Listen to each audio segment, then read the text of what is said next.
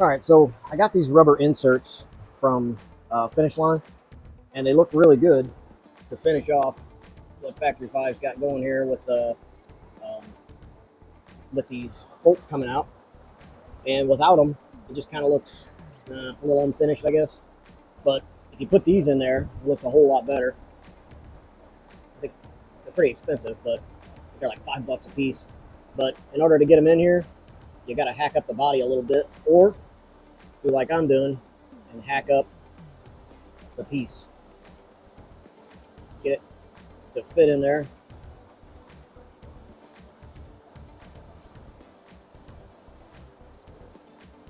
Once it fits in there, then you just use the parts that came with the kit.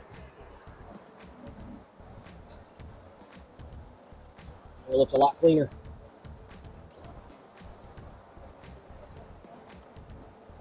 So that's what I'm doing now. I got 2 of them cut up to fit in there, and I'm working on the last one right now.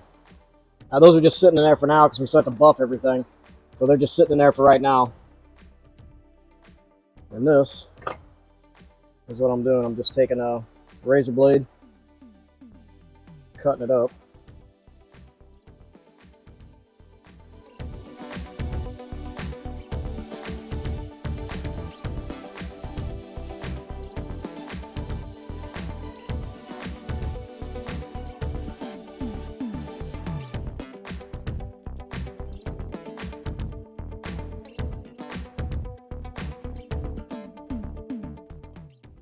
Now, I tried doing this with just a regular razor blade knife, but I just can't get in there. Can't get in there good enough. So I switched to this filleting knife. I know it's not the tool for the job, but you know what? It's working.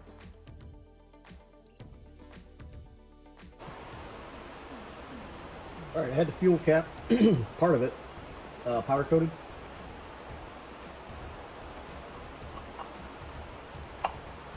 Just the base of it powder coated. It's kind of the theme I'm going with on the car is not everything is chrome, but partially. Or I don't even call this chrome, this is polished aluminum. But it'll have the black base. The only thing that'll be seen is just this bottom piece here. Right there.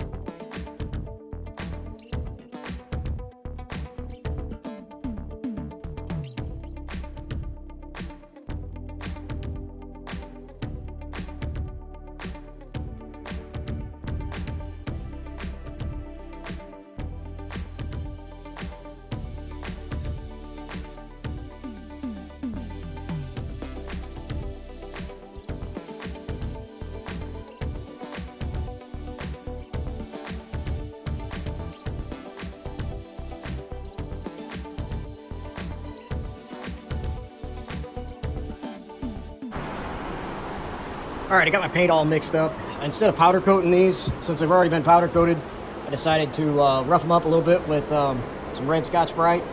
I'm gonna go ahead and paint those black because I got a little bit of overspray when I was primering, so I knocked off as much as I could, but I'm just gonna hit them again.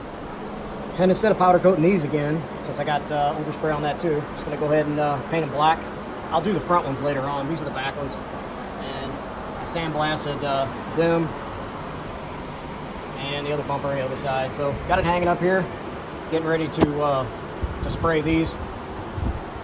The bolts on the hood are the screws, they're button heads. I went ahead and took some red Scotch-Brite and put over them, and I'm gonna need a few black rivets. So went ahead and ran Scotch-Brite over the top part right here, and I will use those. So those are all gonna be black. All this will be black. Oh, getting ready to spray some black. Just mixed it up. Got it mixed up in my Harbor Freight thing here. The paint I'm using is oil-based gloss black enamel. Just some Rule King paint. So, getting ready to do that now.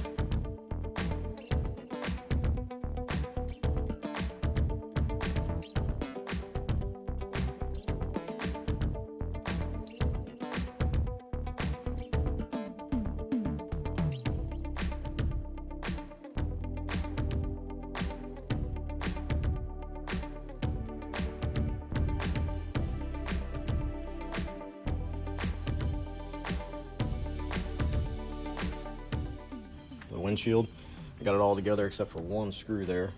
I messed up the threads on the one screw there, so I'm gonna go replace that here today.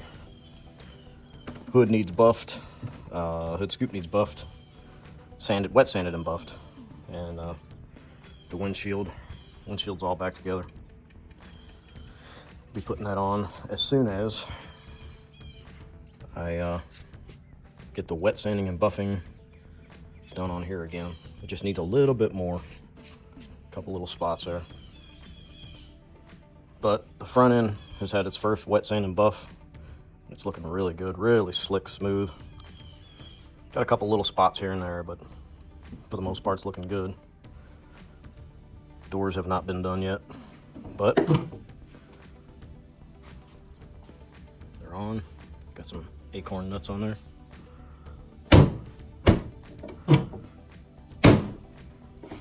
A little bit of rub going on right here. That's something I'll work out later on though. Trunk lid's on. All this back from the front of the doors back needs to be buffed, or wet sanded and buffed. I got my plug here for my license plate light. Tail lights are not in yet because it needs buffed. Only got one bolt in here on each side. This is my area for all my parts, my bags and stuff. All my parts to put back together. Everything's labeled. These vents turned out pretty nice. These are powder coated. So get that in there once. Actually, I'm leaving that one out because in order to put this windshield on, you got to reach through here and up here to get to that windshield, those windshield bolts, because the stem runs right through here, and you got two big bolts to put in there, 3/4 bolts. So that's why the vent's not in there. So that's also why the inner fender well's not in yet. That and because of the exhaust. So inner fender well's got to go in all the way around, and a whole lot of cleaning afterwards. Headlight, tail light, not putting those in yet because this still needs a little bit of work around here. And these little rubber pieces, I got to do a little bit more trimming on those to get them to stay. Probably gonna end up putting some sort of silicone or something in there to hold them still. They work, they're just, that one anyway, it kept popping out. So I also have what's left of my Herculiner from the first time I did the body. Still some in there. Can't get the lid back on because it's got so much buildup on it. So I put this Harley cylinder on it just to hold it down. Anyway, I have to put some more Herculiner on different areas where a little overspray got on it. And I'll Herculine all this area here to dial it up a little bit more. And once all that's done, Gotta make that thing fit. That's my airfoil or diffuser, whatever you want to call it.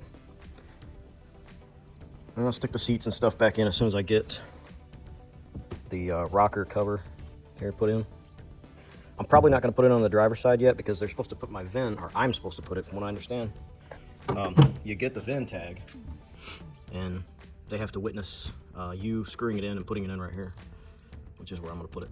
It'll go a long ways right there. And I got my door panels to put on the inside. I could do those too. But this week's been just hit or miss. Just do a little bit, do a very little bit.